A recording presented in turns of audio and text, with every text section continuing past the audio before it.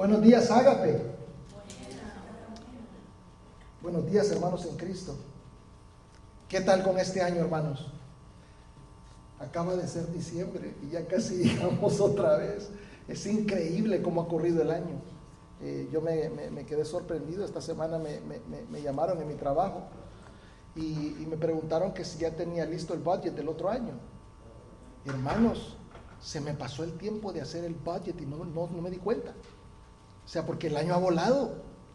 Creo que hay momentos en los que no hemos disfrutado suficiente lo que estamos viviendo por la velocidad con la que lo estamos viviendo. Pero a pesar de la velocidad del año y a pesar de las cosas negativas que nos pueden haber pasado en este año, porque sí fueron varias, yo veo que las cosas buenas y la bondad del Señor ha sobrepasado todo lo malo, por mucho, ¿verdad? Muchísimas bendiciones. Este martes tuve el honor de abrir la plenaria de la Convención Bautista de Georgia y le di lectura a este versículo que les traigo a ustedes hoy. Primera de Tesalonicenses 5, 16, 18. Dice: estad siempre gozosos, orad sin cesar, dad gracias a Dios en todo, porque esta es la voluntad de Dios para con vosotros en Cristo Jesús. Este versículo es muy recordado para tiempos de dificultad.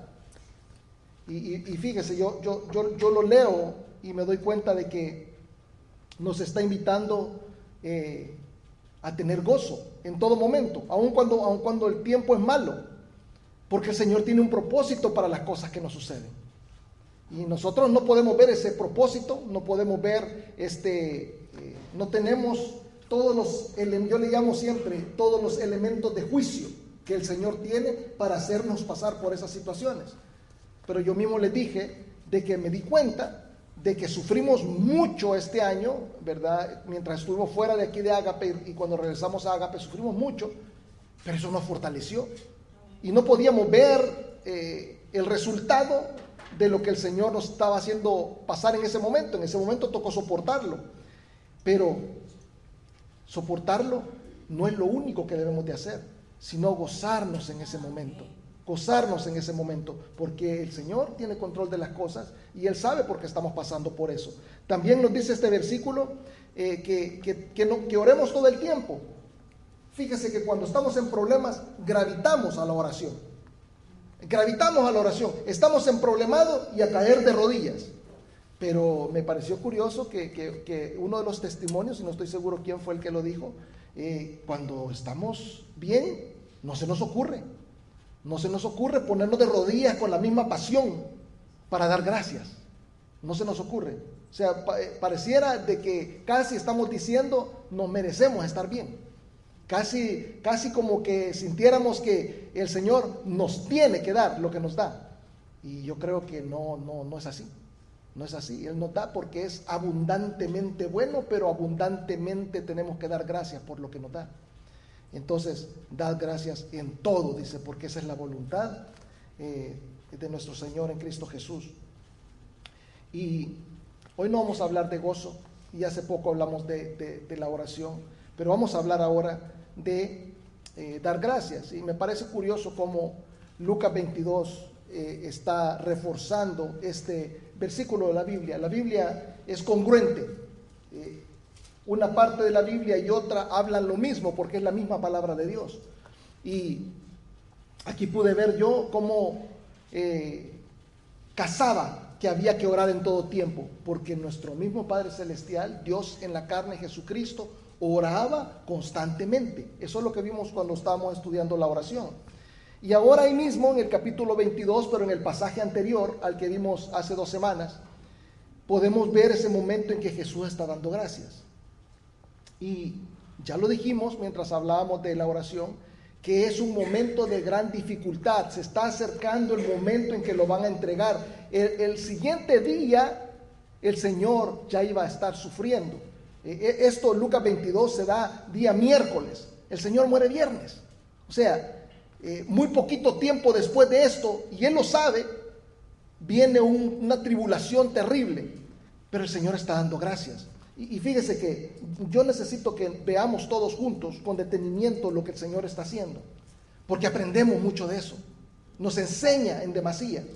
Entonces le voy a pedir que nos pongamos de pie, vamos a orar para darle gracias y vamos a leer todos juntos la palabra como es costumbre aquí en nuestra congregación. Va a ser Lucas 22 del 7 al 23 y vamos a comenzar dándole gracias a Él por su presencia. Gracias, Señor, gracias. Gracias porque estamos ahora celebrando un día en el que venimos, que está dedicado completamente a venir a darte gracias. Y qué lindo tener un día para darte gracias, pero esto, Señor, reconocemos que es algo que debemos de hacer constantemente. Y Padre, te dedicamos este día, pero también, Señor, ponemos a tus pies la promesa de poner atención y darte gracias más de continuo porque, Señor, tus beneficios son demasiados.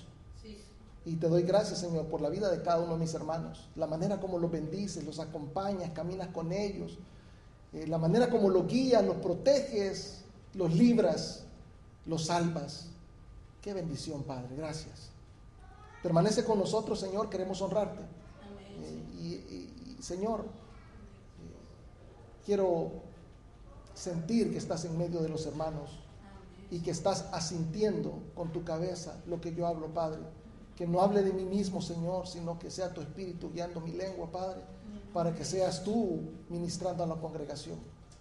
Padre, ayúdame a dejar de lado cualquier pensamiento mío y cualquier idea mía, Señor, que no sea de tu agrado y que la palabra llegue pura y limpia a los hermanos, que a pesar que yo llegue a decir algo que no es, Señor, que tú lo filtres a los oídos de los hermanos de manera que lo que es poderoso y lo que es bueno toque los corazones, las mentes y cambie las actitudes de cada uno de los que estamos aquí.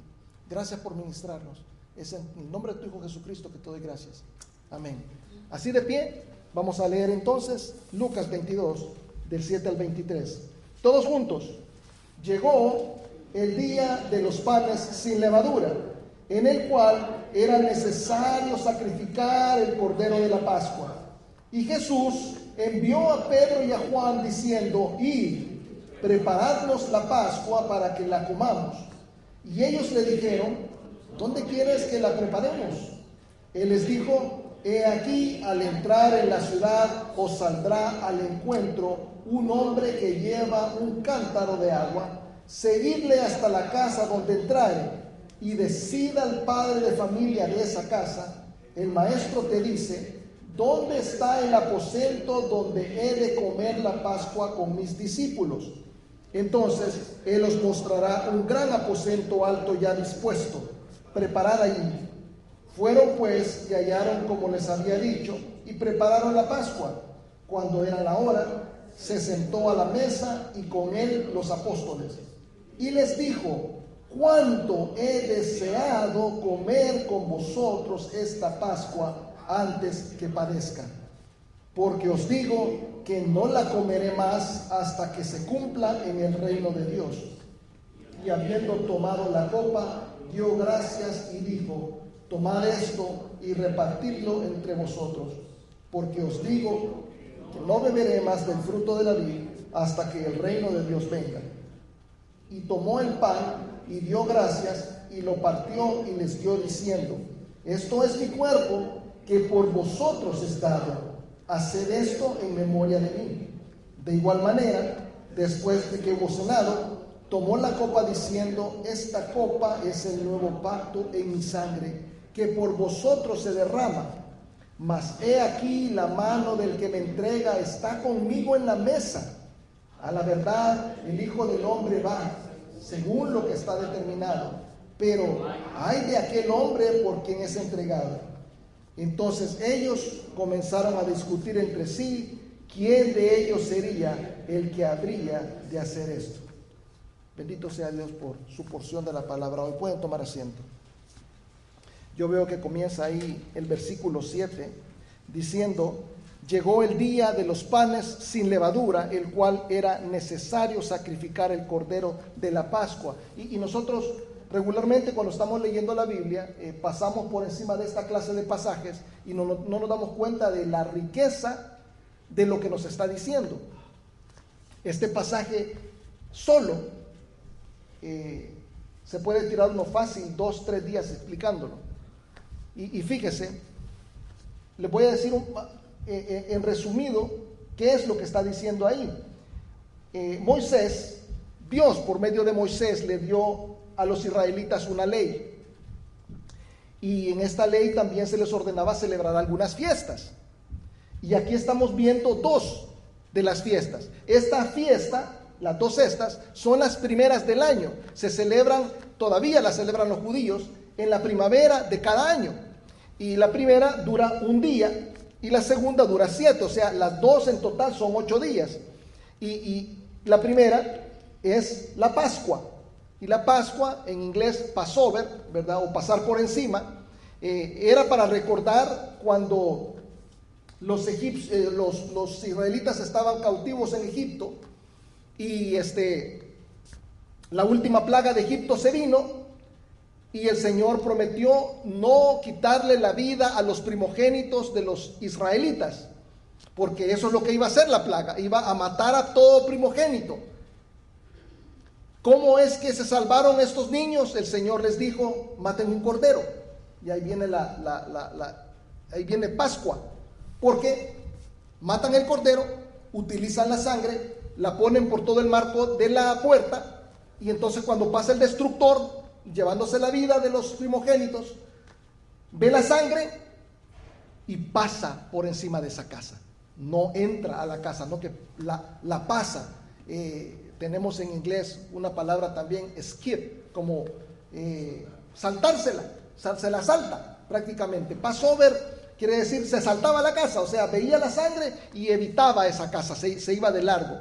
Y entonces, fíjese, ¿qué es lo que estamos celebrando con esta muerte de este cordero? La sustitución, muerte sustitutiva. Lo que se está haciendo es cambiando la muerte de un animalito por la vida de una persona. Y entonces, fíjese, lo que está haciendo el Señor aquí es que quiere que las personas conmemoren el hecho de la muerte sustitutiva. ¿Para qué? Para que mantengan en la mente la necesidad de pagar por el pecado. Fíjese qué interesante, ¿verdad? Y la segunda fiesta que ven ahí está diciendo el día de los panes sin levadura. Y usted dice, ¿y por qué panes sin levadura? ¿Qué tiene que ver una cosa con la otra? Los panes sin levadura era porque al pasar el destructor y matar a todos los primogénitos de los egipcios, estaban heridos y dolidos por la muerte de sus hijos, pero no solo eso, también estaban enojados, porque sabían que esto había venido por razón de los israelitas. Entonces, ¿saben qué es lo que iba a pasar? Los iban a buscar para matarlos a todos. El Señor los manda a salir de Egipto, ¿verdad? Los sueltan, pero cuando reaccionan, los comienzan a seguir para matarlos. Ellos sabían que los iban a seguir, ellos sabían que los querían matar. Entonces, los israelitas para comer, ellos preparaban harina, le ponían levadura, la levadura hincha la harina y la horneaban y entonces comían pan hinchadito, así como lo comemos hoy, ¿verdad? Esos panzotes, rico, muy por cierto, ya con hambre. Sí. Y entonces fíjese, no tuvieron tiempo de estarle echando la levadura y esperar a que tuviera la reacción química para que se inflara el pancito, porque lo venían a matar. Entonces se pusieron a hornear la masa sin levadura. Entonces eso es duro y espacho, pero necesitaban comida para el camino. Entonces tuvieron que llevar panes sin levadura para salir corriendo. Entonces se celebra eso, ¿para qué? Para saber que el Señor los había librado de las garras del pecado. O sea, son las 2 cosas que se están celebrando: la muerte sustitutiva y la liberación del pecado. Salen corriendo.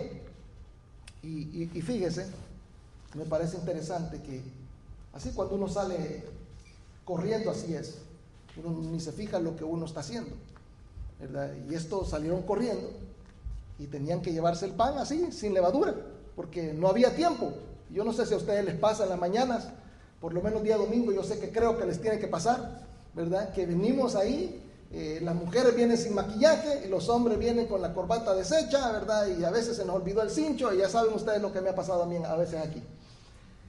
Pero hubo un señor que llegó al hospital. Y llegó al hospital con las 2 orejas quemadas. Y se le quedó viendo el médico en emergencias, porque había visto de todo en emergencias, pero 2 orejas quemadas. Le pareció raro. Y entonces le dice, tenía que preguntarle, ¿qué es lo que le pasó? Y le dice, es que estaba a la carrera en la mañana y estaba planchando y sonó el teléfono.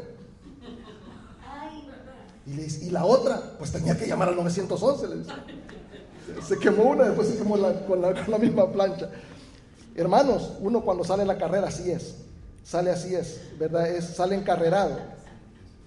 Pero dése cuenta, ¿verdad? No tuvieron tiempo de ponerle levadura a los panes y les tocó llevárselos así. Y esto nos da la idea general de lo que está sucediendo aquí.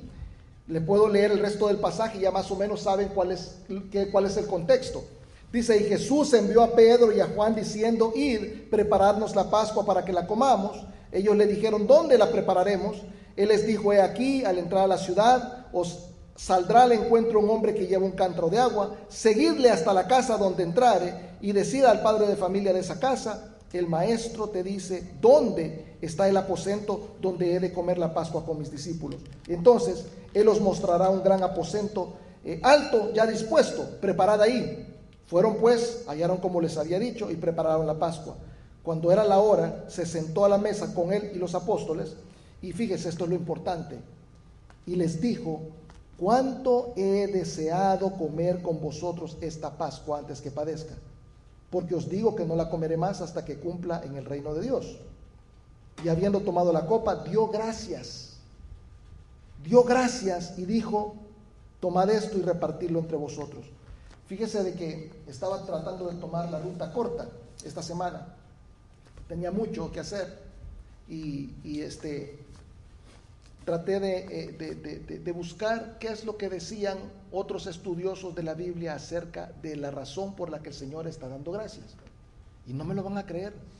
Yo tengo comentarios bíblicos gruesotes y perdí el tiempo leyéndolos para darme cuenta que ninguno de los comentaristas bíblicos dicen nada acerca de la razón por la que el Señor está dando gracias. Yo creo que ellos piensan de que el Señor dio gracias simple y sencillamente porque eso era la costumbre, como cuando nosotros vamos a comer, ¿verdad? De repente los cristianos a veces hasta nos sentimos mal si no damos gracias cuando vamos a comer, ¿sí o no? ¿Verdad? Nos sentamos a la mesa y nos metemos el primer bocado porque traemos hambre, porque andamos en la carrera y nos quedamos, voy a orar, ¿verdad? Y ya me ha pasado a mí, con la cuchara en la boca, cierro los ojos y comienzo a orar porque se me olvida. Y yo creo que ellos piensan de que era meramente ceremonial. Eso es lo que hacemos nosotros, es ceremonial, es una costumbre, ¿verdad? Y a veces no lo hacemos de corazón, no le damos gracias por los alimentos de corazón, sino que lo hacemos por costumbre. Entonces, yo no sé, quizás pensaron que era por costumbre, pero el hecho de que la historia bíblica, el pasaje, nos está dando todo este contexto, nos está dando una razón por la cual Jesús está dando gracias. Eso es lo que yo estoy viendo ahí. Hay una razón. Entonces, fíjese, número 1, ¿por qué daba gracias Jesús? Por la salvación de los hombres. Por la salvación de los hombres. La celebración que estaban atravesando recordaba 2 cosas. La primera es el sacrificio sustitutivo, eso es lo que les estoy explicando, ¿verdad? Pero fíjese bien, el verdadero Cordero de Dios se estaba preparando para ser entregado en ese momento. Imagínense, cuando Juan vio venir a Jesús, lo van a tener en pantalla, Juan 1:36, y este es Juan el Bautista el que está hablando, dice, y mirando, y le puse ahí entre paréntesis, Juan el Bautista, a Jesús que andaba por ahí, dijo, he aquí el Cordero de Dios. Y yo me pongo a pensar, si Juan sabía, antes de este momento, que Jesús era el Cordero de Dios, ¿ustedes piensan que Jesús no sabe que Él es el Cordero? O sea, pónganse a pensar. Esto lo dijo en el principio del ministerio de Jesús. Y Juan dijo, este es el Cordero. Jesús sabía bien que Él era el Cordero. Jesús sabía bien que Él era el sacrificio.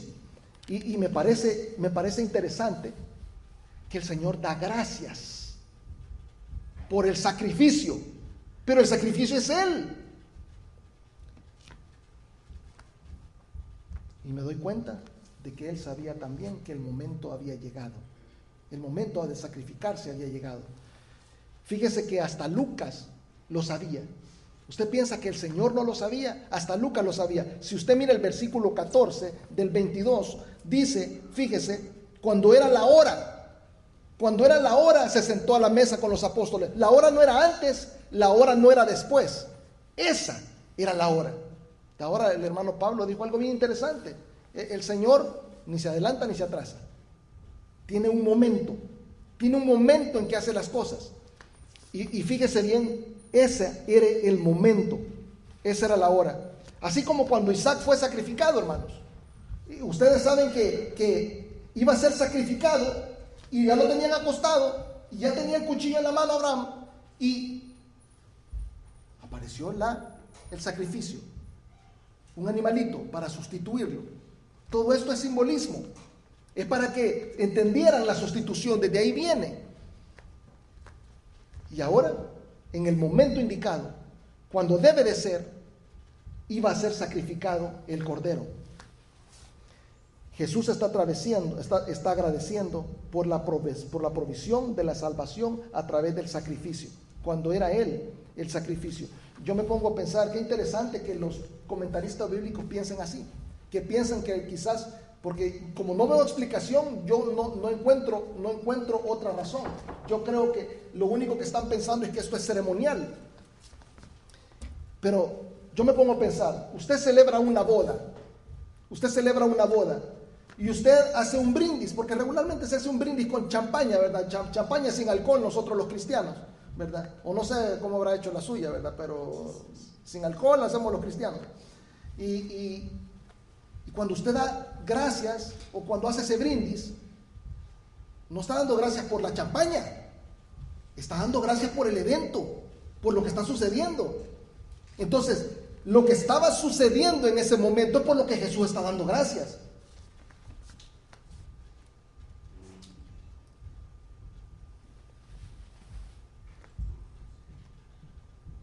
Yo me doy cuenta de que Jesús estaba dando gracias porque había sacrificio para la humanidad. Había sacrificio. Había salvación.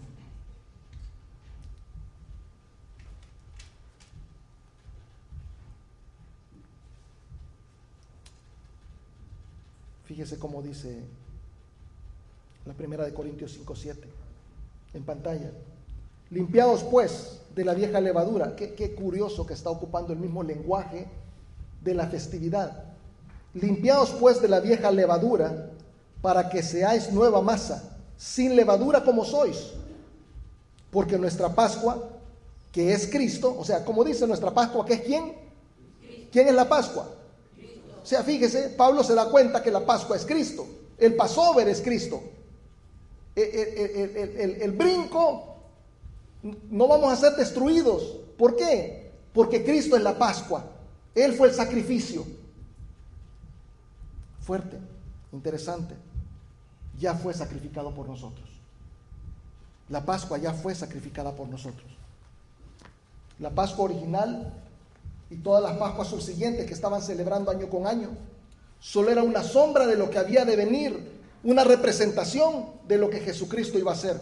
Colosenses 2:16, 17 en pantalla dice: por tanto nadie os juzgue en comida o en bebida o en cuanto a días de fiesta, luna nueva o días de reposo, todo lo cual es que sombra de lo que ha de venir, pero el cuerpo es de Cristo. Estaba dando gracias por el sacrificio que era Él mismo. Punto número 2. Estaba dando gracias por la salvación de los hombres, pero también por la santificación de los hombres. Porque, fíjese, hermano, estaban dos celebraciones. La primera era el sacrificio de un cordero. El segundo era los panes sin levadura, ¿verdad? ¿Y qué es lo que hace la levadura, hermano? La levadura, tú la revuelves y leuda la masa. O sea, la fermenta.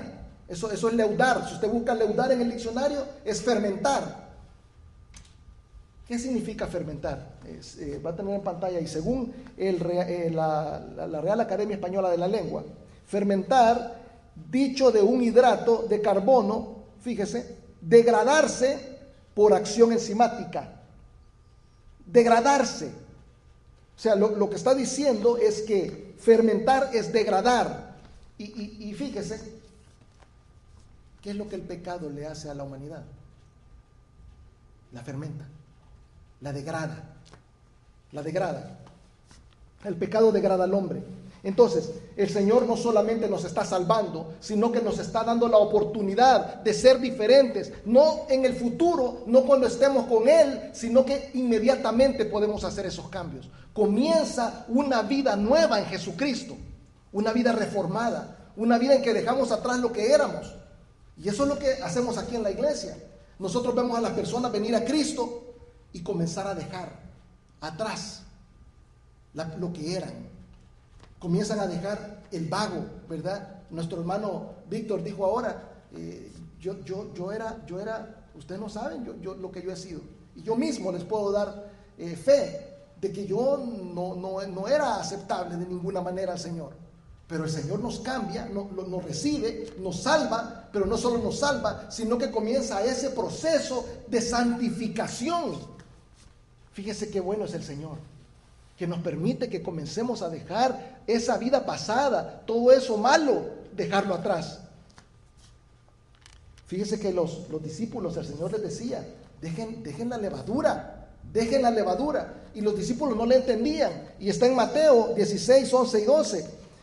Él hablaba de la levadura de los fariseos, hablaba de la levadura de los saduceos, hablaba de la levadura de Herodes, y les dice: ¿cómo es que no entendéis que no fue por el pan que os dije que os guardaseis de la levadura de los fariseos y de los saduceos? Le está diciendo, guárdense de lo que arruina la manera de vivir que ustedes llevan para mí. Guárdense de ser leudados, guárdense de ser fermentados. Entonces dice, entendieron que no les había dicho que se guardasen de la levadura del pan, sino de la doctrina de ellos. La levadura aquí y en toda la Biblia es utilizada para significar algo que viene a arruinar nuestra vida. Entonces tú recibes a Cristo y eres salvo, pero eso es solamente el primer paso en una nueva vida. Primera de Corintios 5, 8, 11 dice, así que celebramos la fiesta. Dice, no con la vieja levadura, ni con la levadura de malicia y de maldad, sino con panes sin levadura, de sinceridad y de verdad. Os he escrito por carta que no os juntéis con los fornicarios, no absolutamente con los fornicarios de este mundo, o con los ávaros, o con los ladrones, o con los idólatras, pues en tal caso os sería necesario salir del mundo. Más bien os escribí que no os juntéis con ninguno que, llamándose hermano, fuere fornicario, o ávaro, o idólatra, o maldiciente, o borracho, o ladrón. Con el tal aún ni comáis. Pablo está diciendo, tienen que llevar una vida diferente los que han creído en Cristo. Tienen que dejar todo eso atrás. Y el mundo, hermanos, puede vivir como sea. El mundo puede vivir como le dé la gana, porque son mundo. Pablo dice, no los puedo sacar del mundo, ¿verdad? Sí, háblenle a los borrachos, pero que no sean cristianos. Pero los que son cristianos y son borrachos, a esos ni se les acerquen. No son dignos de ser llamados cristianos. No están llevando con dignidad la salvación que el Señor les ha dado.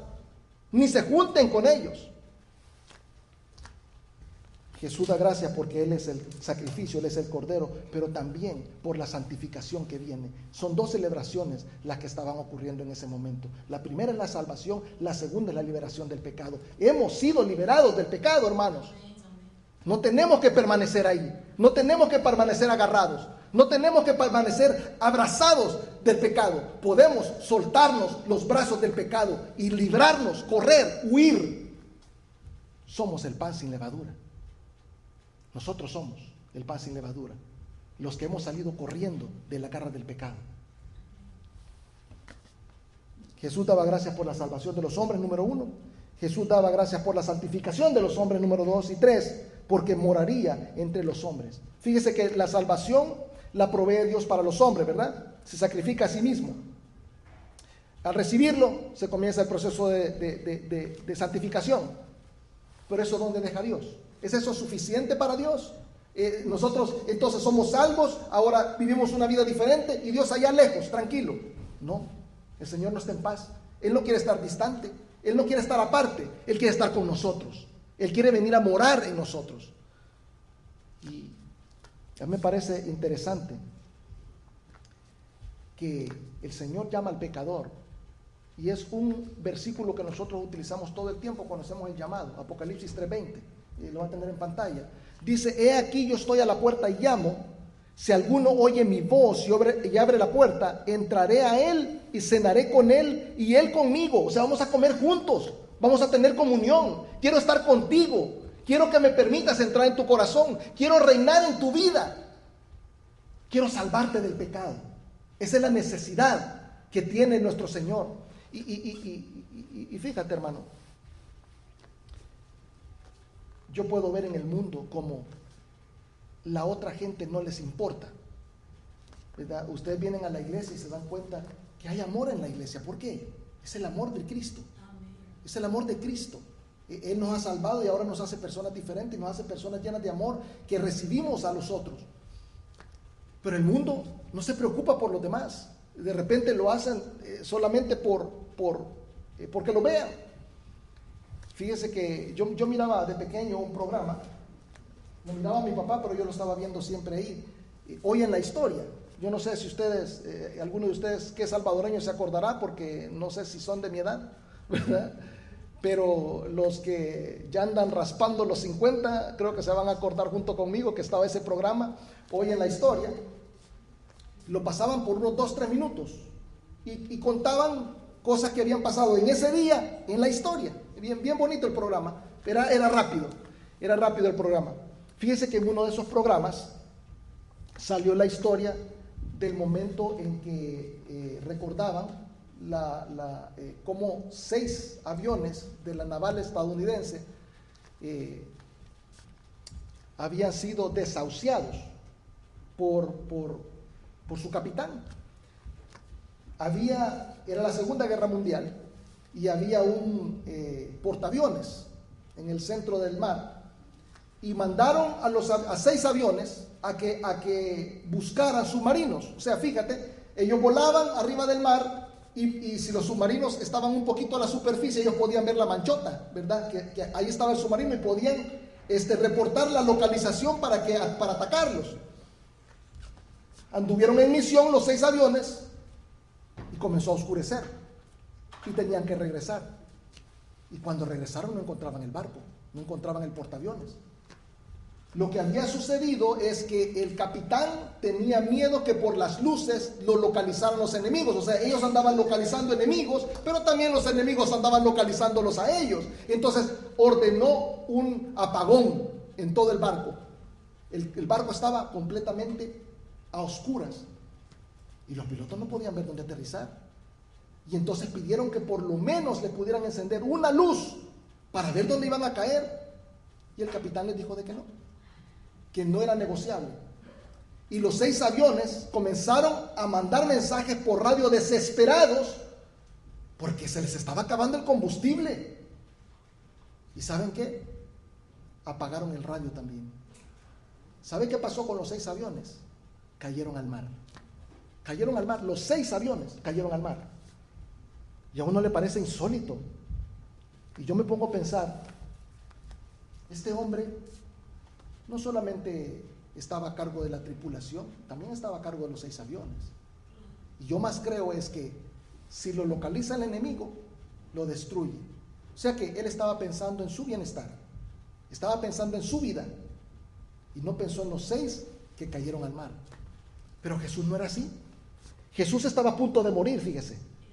Jesús estaba a punto de morir y no le importó su reputación, no le importó su propia vida. Su deseo más profundo era estar con su gente. En el momento en el que usted lo van a matar, usted se pone a pensar, oh no, pero es que yo lo que quiero es estar con mis amigos. Usted no se pone a pensar en eso, usted quiere salvar su pellejo. Y fíjese, mira el versículo 15 del capítulo 22 de Lucas. Cuánto he deseado comer con vosotros esta Pascua antes de que padezca. O sea, él sabe, yo voy a ir a padecer, pero no le importa el padecimiento. Lo que yo quiero es estar con ustedes. Qué tremendo, qué bello es nuestro Señor, de verdad, porque Él quiere estar con nosotros. Juan 14, 18 dice: no os dejaré huérfanos, vendré a vosotros. Él se va, lo van a matar, lo van a maltratar, va a morir, y Él no está preocupado por eso. Está preocupado porque ustedes tengan confianza, porque ustedes tengan paz, porque ustedes tengan fe, porque ustedes tengan algo que lo esperen de Él, porque Él va a regresar y va a estar en nosotros. Y no sabíamos de qué manera lo iba a hacer. Qué manera más poderosa como lo hizo, el Espíritu Santo. Bendito sea Dios por eso.